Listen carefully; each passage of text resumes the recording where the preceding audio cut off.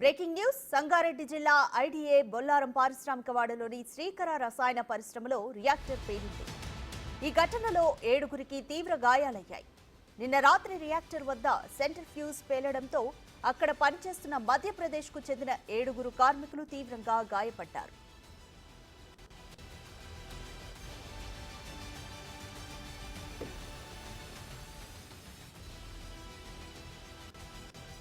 వీరిలో ఈశ్వర్ చంద్ర ఆగారియా అనే కార్మికుడి పరిస్థితి విషమంగా ఉన్నట్లు తెలుస్తోంది. సీఏ రవీందర్ రెడ్డి ఘటనా స్థలానికి చేరుకుని క్షతగాత్రులను మదీనాగూడలోని ఓ ప్రైవేట్ హాస్పిటల్కు తరలించారు. పోలీసులు కేసు నమోదు చేసి దర్యాప్తు చేస్తున్నారు.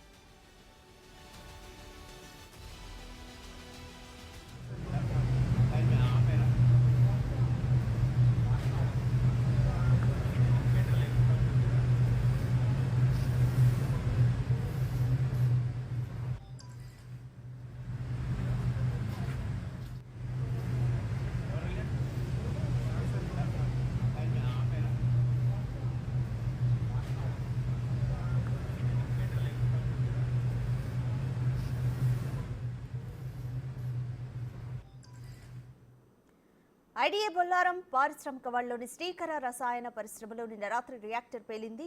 ఈ ఘటనలో 7గురికి తీవ్ర గాయాలయ్యాయి. సెంటర్ ఫ్యూజ్ పేలడంతో అక్కడ పనిచేస్తున్న మధ్యప్రదేశ్కు చెందిన 7గురు కార్మికులు తీవ్రంగా గాయపడ్డారు.